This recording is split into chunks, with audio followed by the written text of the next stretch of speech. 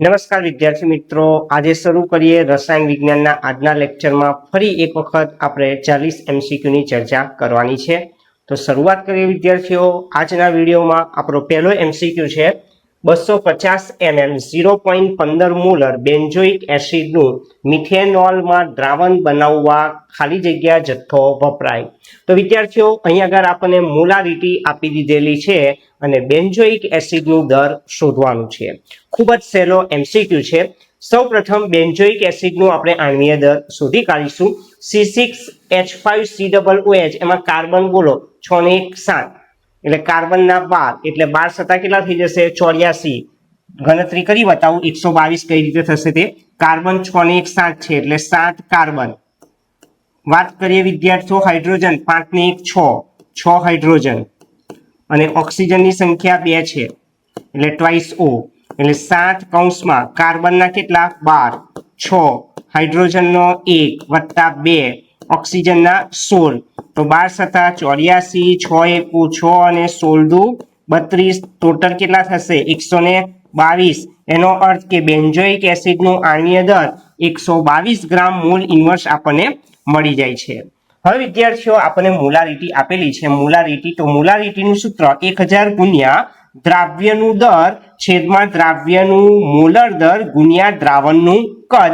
આ સૂત્રનો તમારે ઉપયોગ કરવાનો છે। તમને મોલારિટી અહીં આગળ આપી દેવામાં આવી છે રકમમાં। મોલારિટી આપણને આપેલી છે 0.15 એટલે આપણે અહીં આગળ મોલારિટીની જગ્યાએ 0.15 લખીશું 1000। દ્રાવ્યનું દર શોધવાનું છે। દ્રાવ્યનું મોલર દર આપણે આણ્વીય દર 122 શોધ્યું। દ્રાવણનું કદ મિલીમાં આપેલું છે 250। તો વિદ્યાર્થીઓ W2 ને કરતા બનાવી દો એટલે 0.15 નો ગુણાકાર 122 અને 250 સાથે કરી અને 1000 વડે ભાગવાના રહે છે। તો સાદુરૂપ આપતા તમને 4.575 ગ્રામ મળી જાય છે। એટલે કે બેન્ઝોઇક એસિડનું જે દર છે તે 4.575 ગ્રામ રહે છે। એટલે કે ઓપ્શન બી સાચો છે। વાત કરીએ વિદ્યાર્થીઓ બીજા MCQની।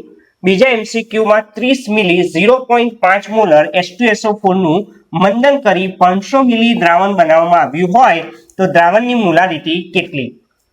તો વિદ્યાર્થીઓ શરૂઆતનું તમને કદ આપેલું છે એટલે કે તમને V1 બરાબર આ દાખલામાં 30 ml આપેલા છે। V1 30 ml આપેલા છે।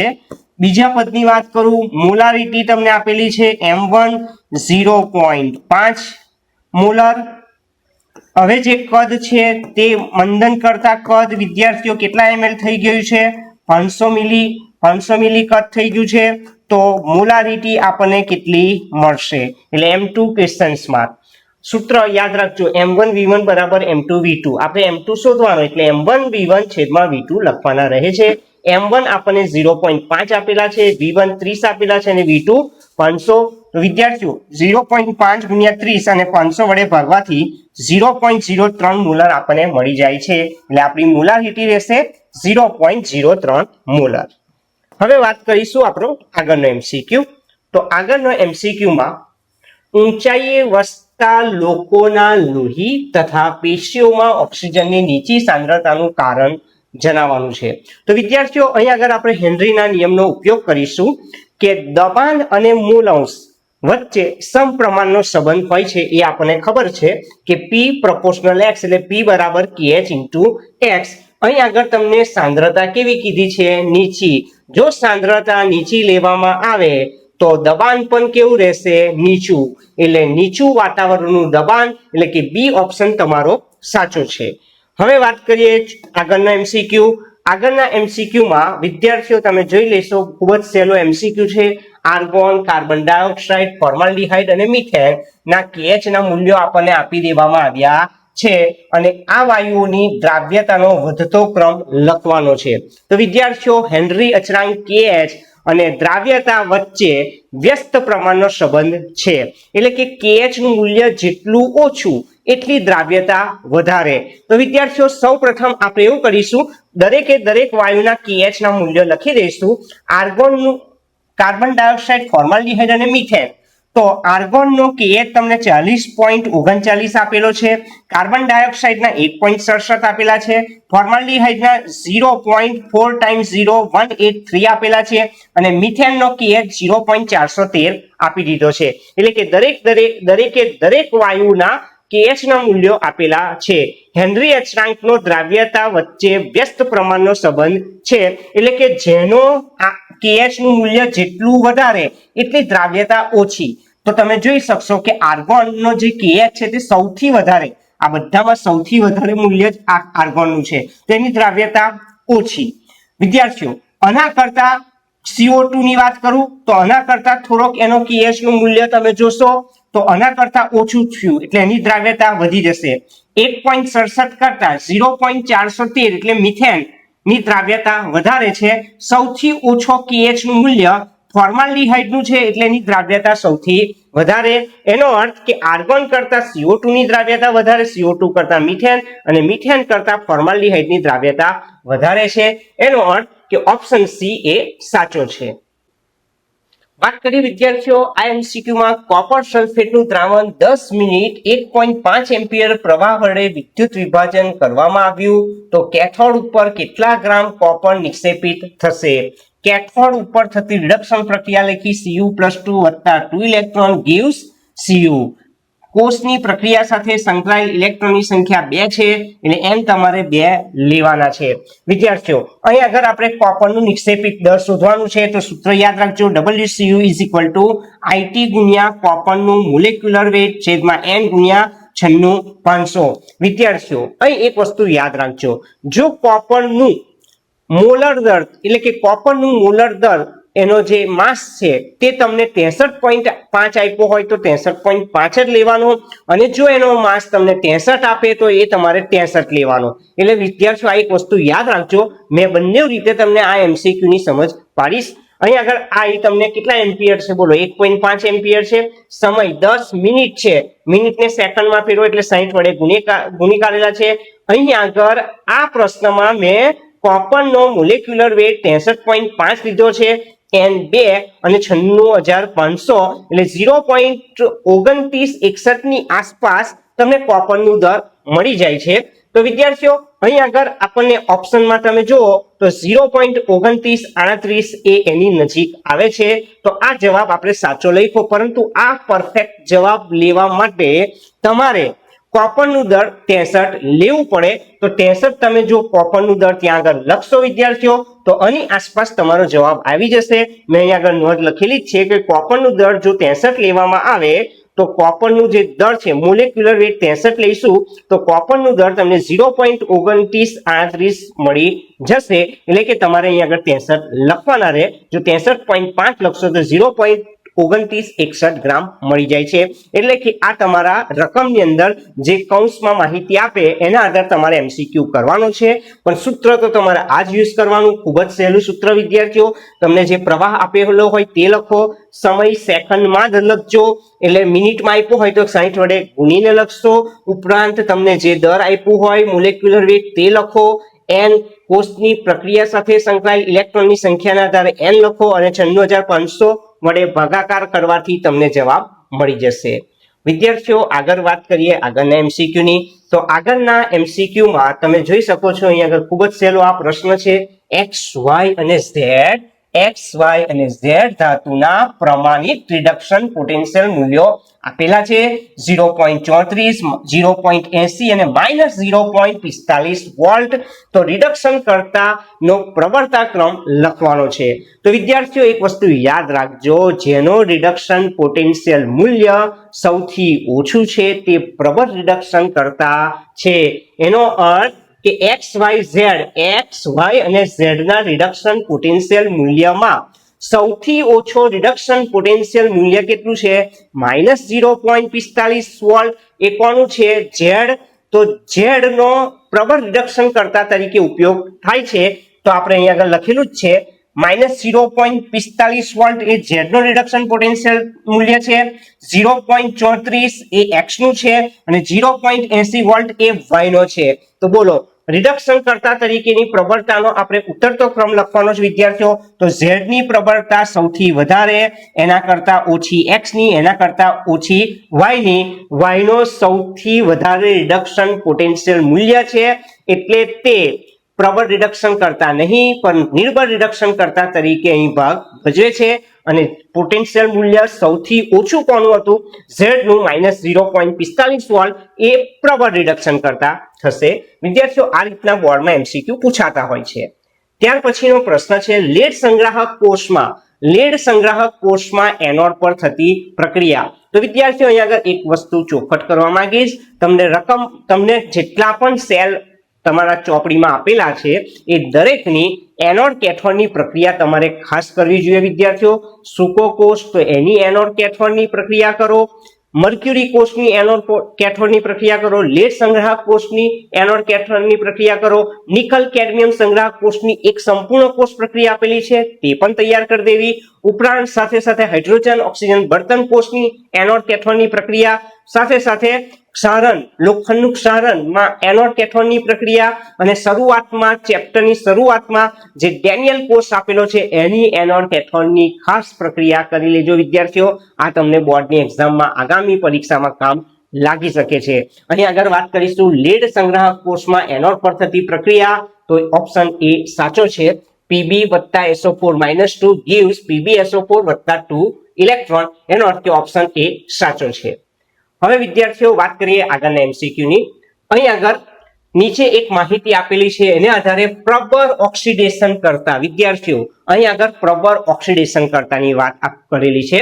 અહીં તમે જોઈ શકશો બધા રિડક્શન પોટેન્શિયલ મૂલ્યો આપેલા છે. એને આધારે આપણે પ્રબળ ઓક્સિડેશન કરતા શોધવાનો છે. પહેલા એક નોંધ પર નજર નાખી લઈએ. જે વિદ્યુત ધ્રુવનો પ્રમાણિત રિડક્શન પોટેન્શિયલ, જેનો રિડક્શન પોટેન્શિયલનું મૂલ્ય સૌથી વધારે હશે તે પ્રબળ ઓક્સિડેશન કરતા તરીકે વર્તે છે. જેનું રિડક્શન પોટેન્શિયલ મૂલ્ય ઓછું છે તે પ્રબળ રિડક્શન કરતા છે, પરંતુ જેનો રિડક્શન પોટેન્શિયલનું મૂલ્ય સૌથી વધારે છે તે પ્રબળ ઓક્સિડેશન કરતા છે. સાથે સાથે વિદ્યાર્થીઓ આપણને આ અર્ધકોષ આપેલા છે. તમે જોઈ શકો છો આ બધા અર્ધકોષના રિડક્શન પોટેન્શિયલના મૂલ્યો આપેલા છે. તો એના માટે ખાસ આ નોંધ તમે ધ્યાન પર લેજો વિદ્યાર્થીઓ. જે રિડક્શન પામે છે, રિડક્શન પામનાર એ ઓક્સિડેશન કરતા તરીકે વર્તે અને રિડક્શનની જે નિપજ છે તે રિડક્શન કરતા તરીકે વર્તે છે. એનો અર્થ કે મારે પહેલા સૌ પ્રથમ આ બધામાં સૌથી વધારે ઓક્સિડેશન પોટેન્શિયલ મૂલ્ય કોનું છે? 1.33, 1.36, 1.51 ને -0.74 વોલ્ટ. તો સૌથી વધારે રિડક્શન પોટેન્શિયલ મૂલ્ય 1.51 વોલ્ટ. એટલે આની ઉપર આપણે નજર રાખી દેવાની. તો વિદ્યાર્થીઓ હવે વાત કરીશ Mn+2 આ રિડક્શન નિપજ છે. તો એ રિડક્શન કરતા છે વિદ્યાર્થીઓ. તો આ શું થશે? ઓક્સિડેશન કરતા. એનો અર્થ કે જેનું રિડક્શન થાય છે MnO4- નું એ પ્રબળ ઓક્સિડેશન કરતા. એનો અર્થ કે તમારો જવાબ MnO4 આવશે. વિદ્યાર્થીઓ ફરીથી એક વખત સમજાવી દઉં તમને નોંધ કે જે રિડક્શન અર્ધકોષમાં જે રિડક્શન પામે છે તે ઓક્સિડેશન કરતા. અહીં આગળ પૂછવામાં આવ્યું છે પ્રબળ ઓક્સિડેશન કરતા. તો વિદ્યાર્થીઓ રિડક્શન પામનાર સ્પીસીઝ કઈ? MnO4- તો એ પ્રબળ ઓક્સિડેશન કરતા થશે. એનો અર્થ કે ડી ઓપ્શન એ આમાં સાચો છે. વિદ્યાર્થીઓ વાત કરીએ આ MCQ માં એક પ્રક્રિયા A ના સંદર્ભમાં પ્રથમ ક્રમની છે, B ના સંદર્ભમાં તૃતીય ક્રમની છે. A અને B ની સાંદ્રતા બમણી કરવાની છે, તો પ્રક્રિયા વેગ પર શું અસર થશે? તો વિદ્યાર્થીઓ આપેલી માહિતીના આધારે પહેલા પ્રક્રિયા વેગ લખી દો. બોલો A ના સંદર્ભમાં કયા ક્રમની? પ્રથમ ક્રમ. એટલે અહીંયા આગળ 1 લખો કે ના લખો ચાલશે. B ના સંદર્ભમાં તૃતીય ક્રમની એટલે B ની કેટલી ઘાત લખી મેં? 2. હવે વિદ્યાર્થીઓ A અને B બંનેની સાંદ્રતા બમણી કરીશું. એટલે A ની સાંદ્રતા 2A, B ની સાંદ્રતા 2B. સાદુરૂપ આપું વિદ્યાર્થીઓ, 2 બહાર કાઢ લો એટલે A, 2 નો વર્ગ 4B². તો 2 ચોક કેટલા થઈ જશે? 8. 2 ચોક 8 કે AB². તો આ શું થશે? R1. એનો અર્થ કે આ પ્રક્રિયા વેગ જે R2 છે તે પ્રક્રિયા વેગ R1 કરતા કેટલા ગણો છે? 8 ગણો. એનો અર્થ કે ઓપ્શન સી એ આ પ્રશ્નમાં આપણો સાચો છે. વાત કરીશું આગળના MCQ ની. તો આગળના MCQ માં વિદ્યાર્થીઓ SO2Cl2 ને તેના પ્રારંભિક જથ્થામાંથી વિઘટન થઈ અડધો થવા માટે અર્ધ આયુષ્ય સમય 60 મિનિટ વિદ્યાર્થીઓ આપી દીધો છે. તો પ્રથમ ક્રમની પ્રક્રિયા માટે વેગ અચળાંક શોધવાનો છે. તો આ ખૂબ જ સહેલો પ્રશ્ન છે. તમને અર્ધ આયુષ્ય સમય 60 મિનિટ આપેલો છે, એને સેકન્ડમાં ફેરવી દઉં તો 60 ગુણ્યા 60 સેકન્ડ લખવાના રહેશે. કારણ તમારા ઓપ્શન બધા સેકન્ડમાં છે એટલે મિનિટને તમારે સેકન્ડમાં ફેરવી દેવાનું. વિદ્યાર્થીઓ રકમમાં મિનિટ, જો ઓપ્શન તમને મિનિટમાં આપ્યા હોત તો આપણે 60 ના 60 જ લખે, પણ ઓપ્શન મને સેકન્ડમાં આપેલા છે એટલે મેં 60 વડે અહીં ગુણેલા છે. એનો અર્થ કે તમે જોઈ શકો છો કે વિઘટન થઈ અડધો થવા માટે એટલે અર્ધ આયુષ્ય સમય 60 મિનિટ લીધો, એને આપણે સેકન્ડમાં ફેરવેલા છે. શોધવાનું છે વેગ અચળાંક. તો વિદ્યાર્થીઓ આપણને ખબર જ છે કે પ્રથમ ક્રમની પ્રક્રિયા માટે k બરાબર 0.693 ભાગ્યા અર્ધ આયુષ્ય સમય કરી કાઢીશું તો વેગ અચળાંક k મળી જાય છે. તો 0.693 ભાગ્યા અર્ધ આયુષ્ય સમય 60 ગુણ્યા 60 લખતા સાદુરૂપ આપીએ તો 0.001925 સેકન્ડ ઇન્વર્સ મળે છે. પરંતુ MCQ ના જવાબ તમે જુઓ તો 10 ની ઘાતમાં હોવાને કારણે આપણે આ દશાંશ ચિહ્ન અહીં આગળ લાવી દઈએ એટલે 1.925 લખું તો 1 2 3 ને 4 ડિજિટ ડાબી બાજુ ખસે એટલે 10 ની ઘાત -4 સેકન્ડ ઇન્વર્સ લખવાનો રહે છે, જે તમારો ઓપ્શન સી અહીં દર્શાવે છે. હવે વાત કરીશું આગળના MCQ ની. વિદ્યાર્થીઓ આગળનો MCQ જોઈએ તો ખૂબ જ સહેલો MCQ છે, થોડું ધ્યાન આપજો. પ્રક્રિયાનું તાપમાન 10 અંશ સેલ્સિયસ વધારતા હંમેશા વેગ કેવો થાય? પ્રક્રિયા વેગ બમણો.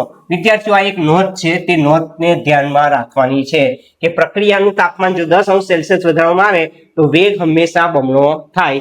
આ એક સ્ટેટમેન્ટ છે જે તમારે યાદ રાખવાનું.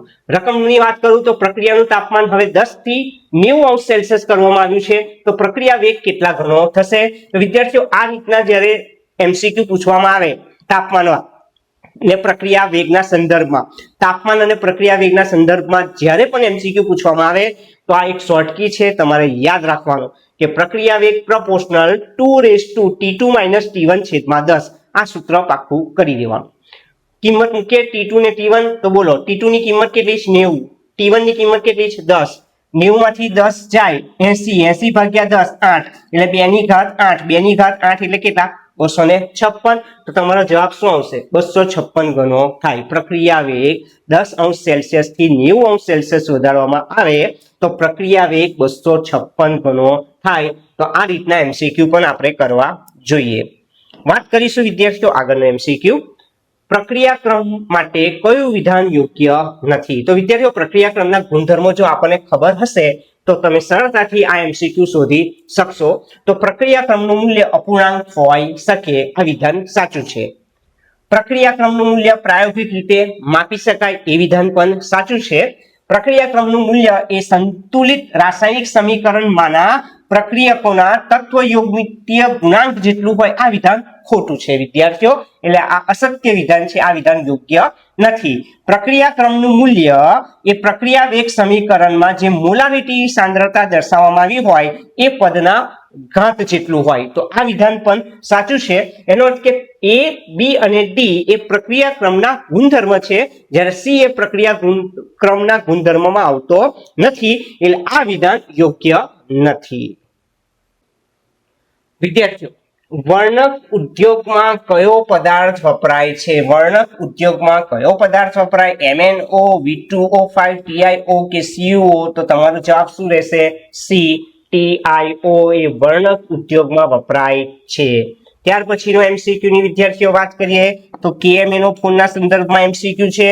તો KMnO4 એસિડિક માધ્યમમાં ઓક્સિડેશન કરતા તરીકે વર્તે. જો એસિડિક માધ્યમમાં 1 મોલ સલ્ફાઇડ આયનનો ઓક્સિડાઇઝ કરવા માટે કેટલા મોલ KMnO4 ની જરૂર પડશે? તો વિદ્યાર્થીઓ પહેલા તો KMnO4 એસિડિક માધ્યમમાં ઓક્સિડેશન કરતા તરીકે વર્તે છે એનો ઉપયોગ થયો, પણ KMnO4 એસિડિક માધ્યમમાં 1 મોલ સલ્ફાઇડ આયનનો ઓક્સિડાઇઝ કરવા માટે કેટલા મોલ KMnO4 ની જરૂર પડશે? તો એના માટે એસિડિક માધ્યમમાં થતી આ પ્રક્રિયા તમારે કમ્પ્લીટ કરી દેવાની વિદ્યાર્થીઓ. ટેક્સ્ચ્યુઅલ આ પ્રક્રિયા છે, ખાસ યાદ રાખજો. 2MnO4 1- plus 16H+ વત્તા 5S-2 gives 2Mn+2 વત્તા 5S plus 8H2O. આ એક રાસાયણિક પ્રક્રિયા છે.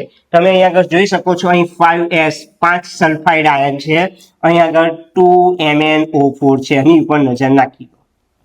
એનો અર્થ કે 5 મોલ સલ્ફાઇડ આયન એ 2 મોલ KMnO4 સાથે પ્રક્રિયા કરે છે. આ પ્રક્રિયાનો અર્થઘટન બોલું છું વિદ્યાર્થી, આ મધ્યમનું સૂચન કરે છે. તો 5 મોલ સલ્ફાઇડ આયન એ 2 મોલ KMnO4 સાથે પ્રક્રિયા કરે તો 1 મોલ સલ્ફાઇડ આયન કેટલા મોલ KMnO4 સાથે પ્રક્રિયા કરે? આ રીતના પદ મૂકી શકાય. તો 2 અને 1 નો ગુણાકાર કેટલો થાય? 2 છેદમાં કેટલા? 5. એનો અર્થ કે 2/5 મોલ KMnO4 ની જરૂર પડે. તો તમારો જવાબ રહેશે 2/5. વાત કરીશું વિદ્યાર્થીઓ આગળના પ્રશ્નની. એક્ટિનોઇડ શ્રેણીમાં 14 તત્વ છે, તો કયું તત્વ એ એક્ટિનોઇડ શ્રેણીમાં આવતું નથી? તો વિદ્યાર્થીઓ અહીંયા આગળ 4 ઓપ્શન આપેલા છે. પહેલું છે યુરેનિયમ 92, નેપ્ચ્યુનિયમ 93, યુરેનિયમનો ક્રમાંક 92 છે, નેપ્ચ્યુનિયમનો 93 છે, FM ફર્મિયમ 100. તો આ બધા જે છે એ એક્ટિનોઇડ તત્વો છે. જ્યારે TM એટલે થુલિયમ, એનો ક્રમાંક કેટલો? 69. તો એ કયું તત્વ છે? લેન્થેનોઇડ તત્વ છે. એનો અર્થ કે તમારો જવાબ આવશે સી થુલિયમ. વાત કરીએ વિદ્યાર્થીઓ આગળનો MCQ. કયા સંયોજનનો ઉપયોગ ગેસ લાઇટરની પથરીમાં થાય છે? કયા સંયોજનનો ઉપયોગ ગેસ લાઇટરની પથરીમાં થાય છે?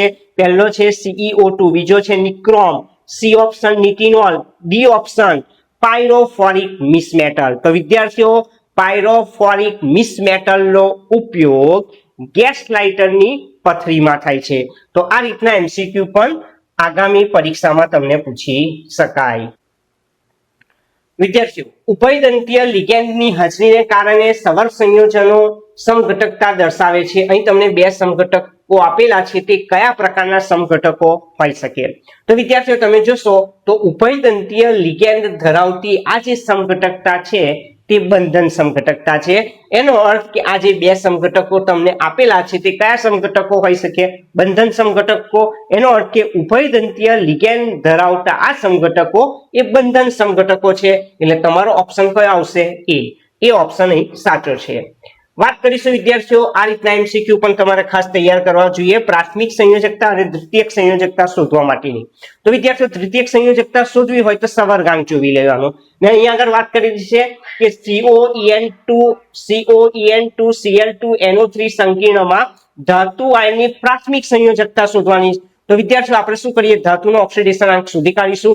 તો બોલો અહીં ધાતુ કઈ છે? CO નો મારો ઓક્સિડેશન અંક શોધવાનો. તો વિદ્યાર્થીઓ અહીં શું કરીશું? આપણે A બરાબર Z માઇનસ NX સૂત્રનો ઉપયોગ કરવો, જ્યાં Z એ સંકીર્ણનો વીજભાર. તો વિદ્યાર્થીઓ NO3 1 છે એટલે સંકીર્ણનો વીજભાર તમારે અહીં આગળ 1 લખવાનો રહેશે, માઇનસ N એટલે લિગેન્ડની સંખ્યા. બોલો આ કેટલા લિગેન્ડ છે? 2. કયા લિગેન્ડ છે? એક દંતીય લિગેન્ડ, તો -1. આનો વીજભાર 0 થાય એટલે આ લખવાની કોઈ જરૂર છે નહીં. ફરીથી બોલું વિદ્યાર્થીઓ, NO3 1 એટલે આપણા સંકીર્ણનો વીજભાર અહીં આગળ +1 લેવાનો, લિગેન્ડની સંખ્યા 2, Cl ની સંયોજકતા કેટલી? બોલો -1. આ તટસ્થ લિગેન્ડ વિદ્યાર્થીઓ એટલે 0 થઈ જશે એટલે આપણે એને ગણતરીમાં લઈએ નહીં. માઇનસ માઇનસ પ્લસ 2 × 2 2 ને 1 3. તો ધાતુ આયનનો વિદ્યાર્થીઓ અહીં ધાતુ CO ની સંયોજકતા મને +3 મળે છે. તો પ્રાથમિક સંયોજકતા કેટલી લખાશે? 3.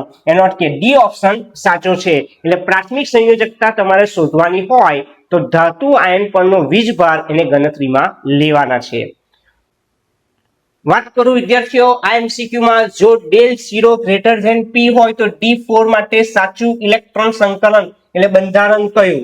તો વિદ્યાર્થીઓ અહીંયા આગળ ∆0 > P એટલે યુગ્મીકરણની ઊર્જા સ્ફટિક ક્ષેત્ર વિપાટન ઊર્જા કરતા સ્ફટિક ક્ષેત્ર વિપાટન ઊર્જા કરતા કેવી છે? ઓછી છે. એનો અર્થ કે અહીંયા આગળ ઇલેક્ટ્રોનનું યુગ્મીકરણ થઈ જવાનું. એનો અર્થ કે T2S3 માં 3 ઇલેક્ટ્રોન તો ગોઠવેલા જ હતા. T2S3 માં 3 ઇલેક્ટ્રોનની ગોઠવણી થઈ ગયેલી હતી. તમારે ચોથો ઇલેક્ટ્રોન ગોઠવવાનો તો T2S3 માં થશે. એનો અર્થ કે Eg જે છે તે ખાલી રહેવાની. એનો અર્થ કે સાચું ઇલેક્ટ્રોન સંકલન એટલે બંધારણ કયું? તો T2S3 માં 3 ઇલેક્ટ્રોન હતા એટલે ચોથા ઇલેક્ટ્રોન એ યુગ્મીકરણ કરશે એટલે યુગ્મીકરણ થવાનું. એટલે 3 ગોઠવાયેલા હતા એટલે T2S3 માં તો ચોથો ઇલેક્ટ્રોન ત્યાં જ ગોઠવવાનો. તો Eg કેવી રહેશે? ખાલી રહેશે. એનો અર્થ કે ∆0 > P વિદ્યાર્થીઓ આપેલ હોય શરત તો તમારો ઓપ્શન એ રહેશે T2S3 Eg 0. તો આ રીતના MCQ ખૂબ જ અગત્યના છે વિદ્યાર્થીઓ. સ્ફટિક ક્ષેત્ર વિપાટન એટલે ક્રિસ્ટલ ફિલ્ડ થિયરમમાં આ રીતના તમને મુદ્દા આપેલા છે, જે એક વખત તમે શાંતિથી વાંચી લેશો. ત્યાર પછીના MCQ વિદ્યાર્થીઓ આ રીતે પણ બોર્ડની અંદર પૂછી શકાય છે. ફોટોગ્રાફીમાં નીચેનામાંથી કયો સંકીર્ણ આયન ઉપયોગી છે? તમારા પાઠ્યપુસ્તકમાં સંવર્ગ સંયોજનના અનુપ્રયોગ આપેલા છે, જેમાં ફોટોગ્રાફી માટેનો જે મુદ્દો છે એમાં તમને આ ઓપ્શન આપેલો છે, એટલે કે ફોટોગ્રાફીમાં નીચેના કયા સંકીર્ણ આયનનો ઉપયોગ થાય? તો Ag2O3 2 પણ કેટલીક વખત વિદ્યાર્થીઓ બોર્ડની અંદર તમને આ રીતના સંવર્ગ ન આપતા તેમના IUPAC નામ લખેલા હોય, તો તમને જો સંવર્ગ સંયોજન યાદ હશે તો જ તમે તેનું IUPAC નામ લખી શકશો. અહીં આગળ મેં IUPAC નામ લખી દીધું છે, એટલે તમારે તૈયાર કરી દેવાનું છે. તો વિદ્યાર્થીઓ ખૂબ જ સહેલું છે. 2 માટે વપરાતો શબ્દ અહીંયા આગળ પહેલા 20 લખી દો. 2 માટે 20 શબ્દ લખવાનો છે. આ જે છે H2O3 એ થાયોસલ્ફેટો અથવા થિયોસલ્ફેટો તમે લખી શકશો. અને સિલ્વર માટે જે શબ્દ વપરાશે તે છે આર્જેન્ટેટ. અને વિદ્યાર્થીઓ વાત કરું ઓક્સિડેશન અવસ્થાની, તો ઓક્સિડેશન અવસ્થા શોધવા માટે H2O3 એ -2, તો -2 આ 2 કે -4 સાઈડ બદલો, +4 માંથી 3 જશે, 1 મળી જશે, એટલે કે 20 થાયોસલ્ફેટો અથવા થિયોસલ્ફેટો આર્જેન્ટેટ 1 તમારે લખવાના રહે છે. એટલે કે IUPAC પણ તમને બોર્ડની અંદર આપી શકે છે વિદ્યાર્થીઓ, એટલે તમારે બંને રીતે તૈયાર કરવું જોઈએ. વિદ્યાર્થીઓ અહીં આગળ આપણને એક સંયોજન આપેલું છે અને તેનું IUPAC નામ લખવાનું છે. તો ખૂબ જ સહેલો વિદ્યાર્થીઓ IUPAC નામ છે. નંબરિંગ જોઈ લો, 1 2 અને 3 નંબર આપી દીધા. 3 કાર્બન થઈ ગયા, બરાબર. ત્રીજા કાર્બન ઉપર શું દેખાય તમને? Br દેખાય છે, એટલે 3 બ્રોમો. બીજા નંબર ઉપર શું દેખાય છે? CH3 એટલે 2 મિથાઇલ. કેટલા નંબર આપ્યા? 3 પ્રોપેન. અને પહેલા નંબર ઉપર આલ્કીન છે, એટલે પ્રોપેન નું આલ્કીન કયો લખાશે? પ્રોપીન. ફરીથી વિદ્યાર્થીઓ નંબરિંગ આપી દો, 1 2 3. ત્રીજા કાર્બન ઉપર Br 3 બ્રોમો. બીજા કાર્બન ઉપર CH3 2 મિથાઇલ. 3 નંબર આપ્યા પ્રોપેન અને આલ્કીન પહેલા નંબર છે, એટલે પ્રોપ 1 ઇન પણ લખે અથવા પ્રોપીન પણ લખે. તમારા બંને MCQ સાચા છે, એટલે કે એ જવાબ સાચા છે. વિદ્યાર્થીઓ શ્વાર્ટ્ઝ પ્રક્રિયામાં નીચેનામાંથી કયા ધાત્વિય ફ્લોરાઇડ વપરાતા નથી? એટલે કે શ્વાર્ટ્ઝ પ્રક્રિયામાં આપેલ પૈકી કયો ધાત્વિય ફ્લોરાઇડ વપરાતો નથી? AgF, SbF3, COF2 ને MgF2. તો MgF2 નો શ્વાર્ટ્ઝ પ્રક્રિયામાં ઉપયોગ થતો નથી. શ્વાર્ટ્ઝ પ્રક્રિયા શું છે? તો શ્વાર્ટ્ઝ પ્રક્રિયા છે આલ્કાઇલ ક્લોરાઇડ અથવા જે બ્રોમાઇડ સ્વરૂપ છે એને કેટલાક ધાત્વિય ફ્લોરાઇડ સાથે પ્રક્રિયા કરવામાં આવે છે. કયા કયા ધાત્વિય ફ્લોરાઇડની હાજરીમાં પ્રક્રિયા કરવામાં આવે છે વિદ્યાર્થીઓ? તો AgF, Ag2F2, COF2 ને SbF3 ની હાજરીમાં જ્યારે આલ્કાઇલ ક્લોરાઇડ અને બ્રોમાઇડને ગરમ કરવામાં આવે છે ત્યારે આલ્કાઇલ ફ્લોરાઇડ સંયોજનો મળે છે. આ પ્રક્રિયાને શ્વાર્ટ્ઝ પ્રક્રિયા કહેવામાં આવે છે. તો વિદ્યાર્થીઓ આ લખાણ પણ તમે તૈયાર કરશો, કારણ કે આ રીતની પ્રક્રિયામાં લખાણને આધારે પ્રક્રિયા ઓળખવાનું પણ બોર્ડમાં પૂછી શકાય છે. તો આ રીતના MCQ તમારે તૈયાર કરવાના છે.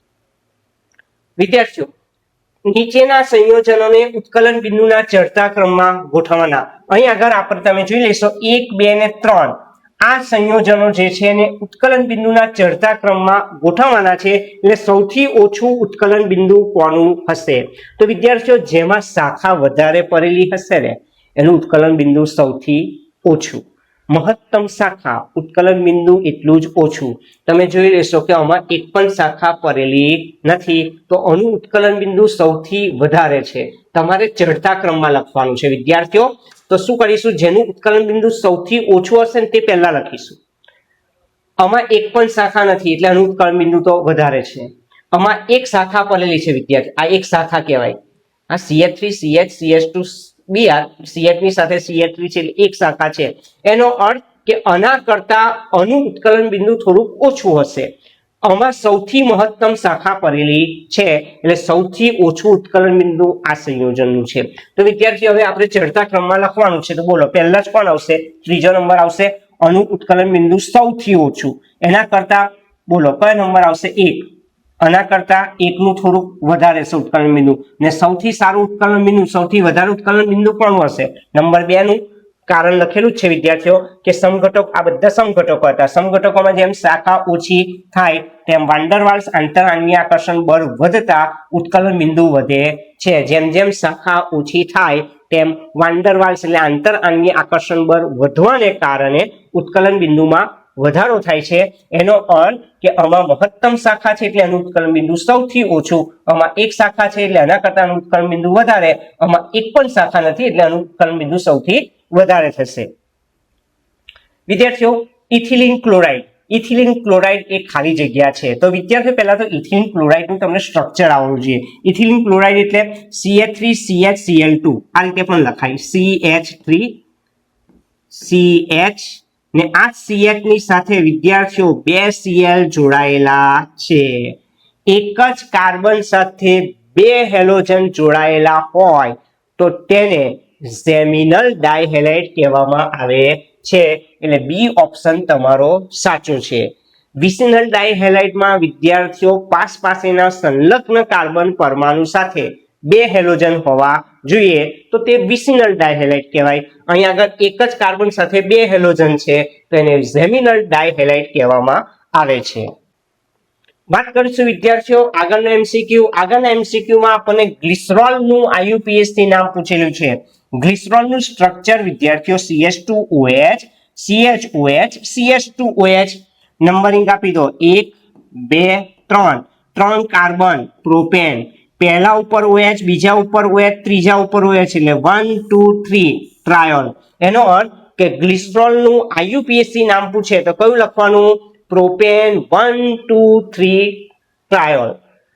ઇથેન 1 2 ડાયોલ એ ઇથિલિન ગ્લાયકોલ. ઇથિલિન ગ્લાયકોલનું IUPAC તમને આ જ એમસીક્યુમાં એવું લખેલું હોત ને કે ઇથિલિન ગ્લાયકોલનું IUPAC નામ, તો વિદ્યાર્થીઓ ઇથિલિન ગ્લાયકોલ એનું સ્ટ્રક્ચર CH2OH લખાય એટલે ઇથેન 1 2 ડાયોલ. એનો અર્થ કે ઓપ્શન સી આવે જો ઇથિલિન ગ્લાયકોલ આપ્યું હોત તો. અહીં આગળ આપણે ગ્લિસરોલની વાત કરી છે એટલે ડી ઓપ્શન સાચો છે, પ્રોપેન 1 2 3 ટ્રાયોલ. વિદ્યાર્થીઓ અહીં કેટલાક સંયોજનના નામ લખેલા છે methanol, ethanol, propane 1 all, butane 1 all, butane 2 all અને પેન્ટેન 1 ઓલ ને ઉત્કલન બિંદુના ચડતા ક્રમમાં ગોઠવવાના છે.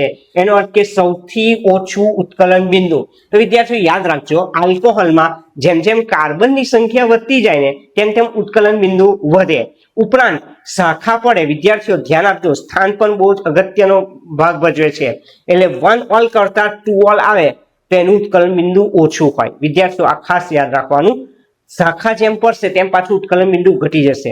તમને અહીંયા આગળ જે લખેલા છે એમાં મિથેનોલ એ શરૂઆતમાં આવે તો મિથેનોલનું ઉત્કલન બિંદુ સૌથી ઓછું. એનો અર્થ કે નંબર 1 વાળા કયા ઓપ્શન છે? આ 2 ઓપ્શન છે બી અને સી, એમાંથી કોઈ એક સાચું હશે કારણ કે મિથેનોલનું ઉત્કલન બિંદુ સૌથી ઓછું થવાનું એટલે નંબર 1 પહેલા આવશે. એટલે બી કે સી માંથી એક ઓપ્શન છે એટલું નક્કી થઈ ગયું. મિથેનોલ કરતા કોનું વધારે છે બોલો? ઇથેનોલ એટલે નંબર 2 એટલે 1 નંબર 2 આ બંનેમાં નંબર 2 જ લખેલા છે એટલે હજુ શક્યતા આગળ નહીં વધીએ. ત્યાર પછી આવશે પ્રોપેન 1 ઓલ એટલે 3, તો આ બંનેમાં 3 જ લખેલા છે વિદ્યાર્થીઓ. હવે વાત કરું બ્યુટેન 1 અને 2 ઓલ, તો 2 ઓલમાં શાખા પડશે એટલે પ્રોપેન 1 ઓલ કરતા 2 ઓલનું ઉત્કલન બિંદુ કેવું હશે? વધારે હશે. એટલે 1 2 આવ્યો, 3 આવ્યો, પછી 5 આવે વિદ્યાર્થીઓ. તો 5 એટલે કયા ઓપ્શનમાં છે? સી એટલે બ્યુટેન 2 ઓલ આવે. બ્યુટેન 2 ઓલ કરતા કોણ ઉત્કલન બિંદુ વધારે થશે? Butane 1 all. બ્યુટેન 1 ઓલ એટલે કયા? 4, તો એ પણ સાચું છે. અને છેલ્લે સૌથી વધારે ઉત્કલન બિંદુ કોનું? પેન્ટેન 1 ઓલ એટલે નંબર 6. તો વિદ્યાર્થીઓ ખાસ યાદ રાખજો, કાર્બનની સંખ્યા વધતી જાય તેમ તેમ ઉત્કલન બિંદુમાં વધારો થવાનો, પરંતુ શાખા પડશે તો એનું ઉત્કલન બિંદુ તેના કરતા ઓછું રહેશે. એનો અર્થ કે બ્યુટેન 1 ઓલ કરતા બ્યુટેન 2 ઓલનું ઉત્કલન બિંદુ તમારે ઓછું બતાવવાનું રહે છે. હવે વાત કરીશું વિદ્યાર્થીઓ આગળનો એમસીક્યુ. આગળના એમસીક્યુમાં CH3CH3O નું IUPAC નામ લખવાનું છે. તો વિદ્યાર્થીઓ પહેલા તો આને વ્યવસ્થિત આપણે ગોઠવીને લખી દઈએ. પહેલા CH3 લખો, પછી CH, પછી CH3 ને નીચે OCH3 લખ્યો છે. નંબરિંગ આપીએ 1 2 ને 3. તો બીજા નંબર ઉપર CH3O એટલે ઇથર છે ને, તો મિથેનનો ઓક્સી કયો? મિથોક્સી. બીજા નંબર ઉપર મિથોક્સી છે એટલે 2 મિથોક્સી કહેવાય. ને 3 નંબર આપ્યા એટલે કોણ? પ્રોપેન. બીજા નંબર ઉપર ઈથર છે વિદ્યાર્થીઓ, CH3O એટલે મિથેન વત્તા ઓક્સી. ઈથરમાં ઓક્સી પ્રત્યે લાગે ને, મિથેન વત્તા ઓક્સી મિથોક્સી એટલે 2 મિથોક્સી ને 3 નંબર વાળો કોણ? પ્રોપેન.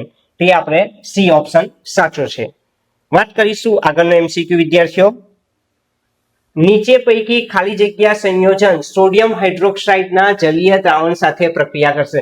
સોડિયમ હાઇડ્રોક્સાઇડ એટલે બેઝ સાથે કોણ પ્રક્રિયા કરશે? એસિડ.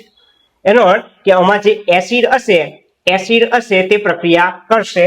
તો વિદ્યાર્થીઓ પહેલો જ ઓપ્શન જોઈ લો, ફિનોલ. ફિનોલ એ આપણો જવાબ છે.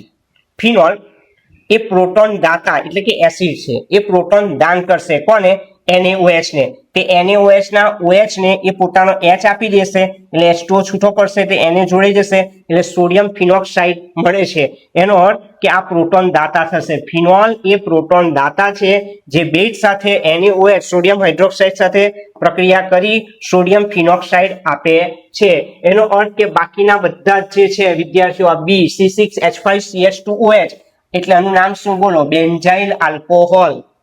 લખવું હોય સ્ટ્રક્ચર તો આ રીતે લખાય, બેન્ઝાઇલ આલ્કોહોલ છે વિદ્યાર્થીઓ, CH2OH.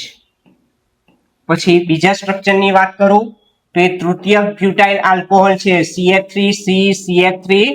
CH3 નીચે શું લખાય બોલો? OH. આ તૃતીયક બ્યુટાઇલ આલ્કોહોલ, એનું બીજું નામ 2 મિથાઇલ પ્રોપેન ટુઓલ પણ કહેવાય, 2 મિથાઇલ પ્રોપેન ટુઓલ.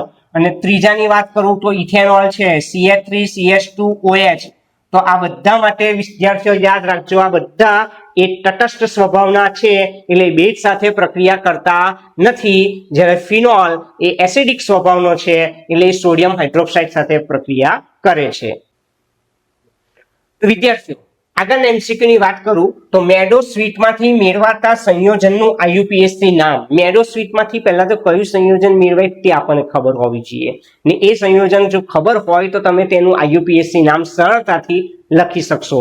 તો વિદ્યાર્થીઓ મેડો સ્વીટમાંથી જે સંયોજન મેળવવામાં આવે છે તે છે સેલિસાલ્ડિહાઇડ, અને સેલિસાલ્ડિહાઇડનું સ્ટ્રક્ચર આ પ્રમાણે રહે છે. તો વિદ્યાર્થીઓ અહીં આગળ નંબરિંગની વાત કરું તો આને 1 અને 2 નંબર આપી દો. તો બીજા ઉપર OH એટલે 2 હાઇડ્રોક્સી બોલાય, ને 1 નંબર ઉપર CHO એટલે બેન્ઝીન વલય ઉપર CHO એટલે બેન્ઝાલ્ડિહાઇડ એટલે 2 હાઇડ્રોક્સી બેન્ઝાલ્ડિહાઇડ એ IUPAC નામ થશે અને સાદું નામ એનું સેલિસાલ્ડિહાઇડ. ફરીથી મેડો સ્વીટમાંથી કયું સંયોજન મેળવાય? સેલિસાલ્ડિહાઇડ. એનું સ્ટ્રક્ચર બેન્ઝીન વલયમાં પહેલા સ્થાન પર CHO અને બીજા નંબર પર OH છે એટલે 2 હાઇડ્રોક્સી, બેન્ઝીન વલયના પહેલા નંબર ઉપર CHO છે એટલે બેન્ઝાલ્ડિહાઇડ એટલે 2 હાઇડ્રોક્સી બેન્ઝાલ્ડિહાઇડ એ ઓપ્શન આ MCQ માં સાચો છે. ત્યાર પછી વિદ્યાર્થીઓ વાત કરીએ આગળનો MCQ. ખૂબ જ સહેલો MCQ છે વિદ્યાર્થીઓ. બેન્ઝોફિનોલનું સાચું બંધારણીય સૂત્ર. તમને અહીંયા આગળ 4 બંધારણીય સૂત્ર દર્શાવેલા છે. તો સાચું બંધારણીય સૂત્ર તો પહેલા તો આપણે શરૂઆત કરીએ. CH3COCH3 એ એસિટોન પ્રોપેનોલનું બંધારણ દર્શાવે છે. બેન્ઝીન વલય પર COCH3 એ એસિટોફિનોલનું બંધારણ દર્શાવે છે. બેન્ઝીન વલય પર COCH2CH3 એ પ્રોપિયોફિનોન નું બંધારણીય સૂત્ર દર્શાવે છે.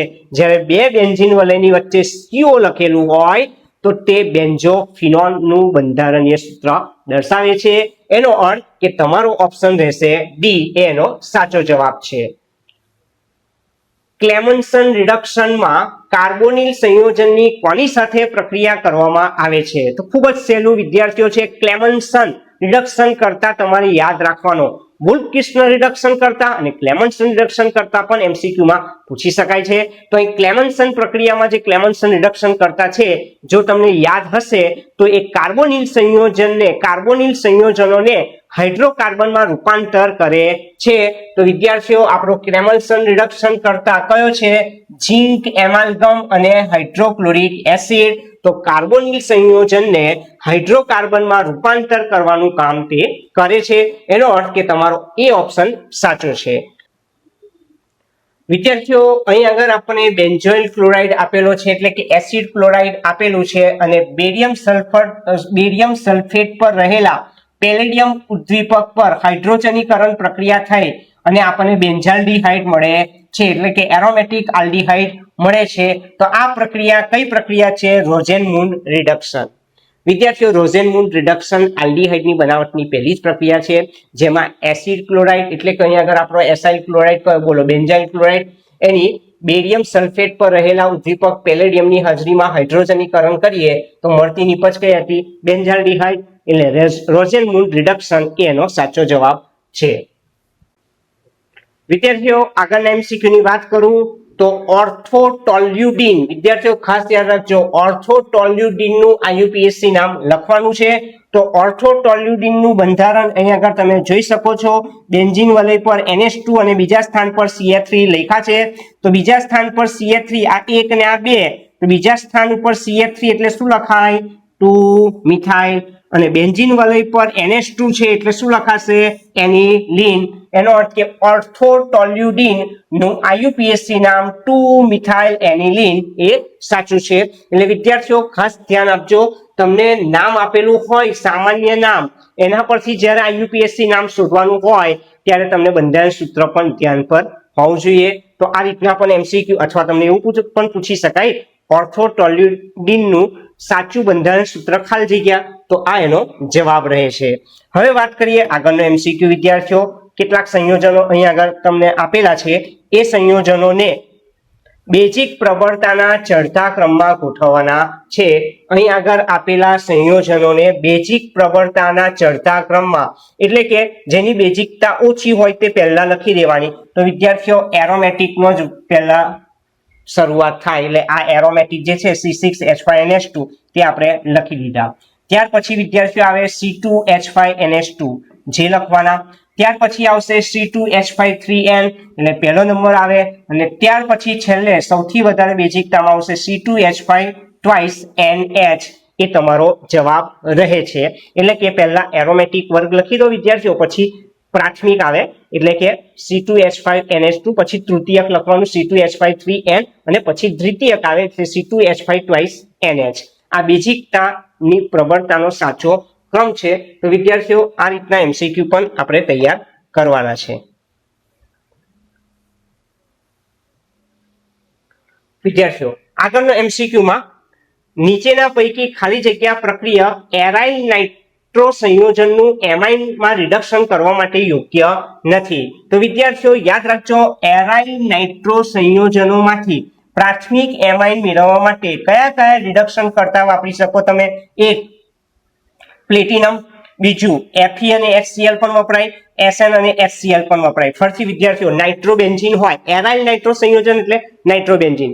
નાઇટ્રોબેન્ઝીનનું રિડક્શન કરવું હોય તો કયા કયા રિડક્શન કરતા વાપરી શકો તમે? પ્લેટિનમ પણ વાપરી શકો, Fe વત્તા HCl પણ વાપરી શકો, SN વત્તા HCl પણ વાપરી શકો. તો નાઇટ્રોબેન્ઝીનમાંથી શું બનશે?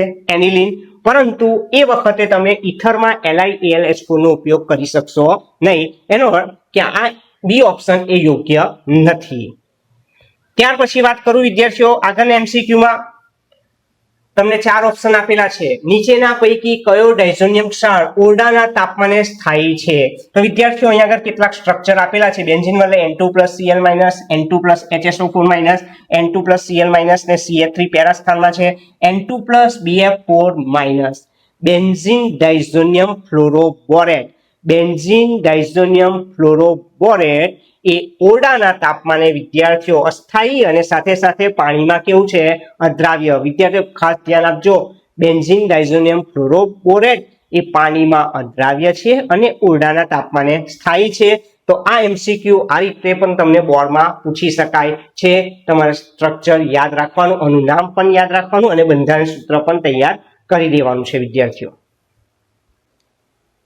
વિદ્યાર્થીઓ, ગ્લુકોઝની મંદ ઓક્સિડેશન કરતા બ્રોમિન જળ સાથે આપણે પ્રક્રિયા કરવાની છે.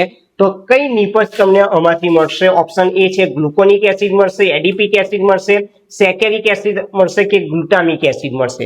તો વિદ્યાર્થીઓ આપણને ખબર છે કે ગ્લુકોઝ એટલે CHO CHOH 4 times CH2OH, એની બ્રોમિન જળ સાથે પ્રક્રિયા કરવામાં આવે તો COOH CHOH 4 times અને CH2OH મળે એટલે કે ગ્લુકોનિક એસિડ તમને મળી જાય છે. એટલે બ્રોમિન જળ જો તમને ઓક્સિડેશન કરતા વિદ્યાર્થીઓ આપેલો હોય, બ્રોમિન જળ ઓક્સિડેશન કરતા આપેલ હોય તો તમને ગ્લુકોનિક એસિડ મળે. માની લો અહીંયા આગળ તમને નાઇટ્રિક એસિડ શબ્દનો ઉલ્લેખ કર્યો છે તો પછી ઓપ્શન સેકેરિક એસિડ આવે. નાઇટ્રિક એસિડ લખેલો હોત તો સેકેરિક એસિડ આવે. અહીં આગળ આપણે બ્રોમિનજનની વાત કરેલી છે તો તમારો ઓપ્શન કયો આવશે? ગ્લુકોનિક એસિડ. ગ્લુકોનિક એસિડનું બંધારણ સૂત્ર પણ તમારે તૈયાર કરવાનું છે. વાત કરીશું વિદ્યાર્થીઓ આગળના એમસીક્યુની. તો આગળના એમસીક્યુમાં નીચે પૈકી ખાલી જગ્યાની ઉણપથી રુધિર ગંઠાવાના સમયમાં વધારો થાય છે. એટલે કે રુધિર ગંઠાવું જોઈએ જે સમય એના કરતાં જો સમય વધારે થતો હોય તો આપણે કયા વિટામિનની ઉણપથી આવું થાય તેની વાત કરીએ. એટલે કે રક્તસ્રાવની વાત કરવામાં આવી છે વિદ્યાર્થીઓ. તો ઓપ્શન છે પિરિડોક્સિન, કેલ્સીફેરોલ, ટોકોફેરોલ ને ફિલોક્વિનોન. તો વિદ્યાર્થીઓ અહીં આગળ તમે જોઈ શકો છો વિટામિનના તમને વૈજ્ઞાનિક સામાન્ય નામો આપેલા છે. એટલે કે આ નામનો ઉપયોગ કરવાની વિટામિનના પર્યાય નામો આપેલા છે અને તેના આધારે તમારે એ રોગ શોધવાનો છે. તો વિદ્યાર્થીઓ અહીં આગળ મેં બધા લખી દીધા છે, તમે થોડું ધ્યાન રાખશો. પિરિડોક્સિન એટલે વિટામિન B6 એનાથી આંચકી આવવી.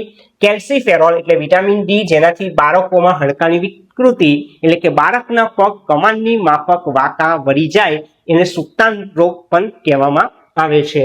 ટોકોફેરોલ એટલે કે વિટામિન E એટલે કે RBCs ની નાજુકતા અને સ્નાયુઓની નબળાઈમાં વધારો થાય છે. ફિલોક્વિનોન એટલે વિટામિન K. વિટામિન K એ રુધિર ગંઠાવાના સમયમાં વધારો કરે છે. એનો અર્થ કે આ વિટામિનની ઉણપથી આ આપણને રોગ થઈ શકે છે.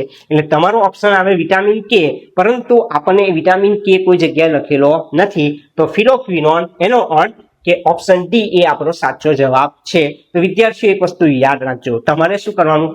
ચરબી દ્રાવ્ય વિટામિન, જલ દ્રાવ્ય વિટામિન અને તેમની ઉણપથી થતા રોગો કમ્પ્લીટ કરી દેવા. આગામી બોર્ડની પરીક્ષામાં તમને એ કામ લાગી શકે છે. વાત કરીશું વિદ્યાર્થીઓ આગળના એમસીક્યુમાં. નીચેનામાંથી બી સમૂહનું કયું વિટામિન શરીરમાં સંગ્રહ પામી શકે છે? તો વિદ્યાર્થીઓ આ વિટામિન બી કોમ્પ્લેક્સ આપેલા છે એમાંથી 3 વિટામિન એવા છે કે જે પેશાબ વાટે શરીરની બહાર નીકળી જાય છે, જ્યારે એક વિટામિન શરીરની અંદર સંગ્રહ પામે છે.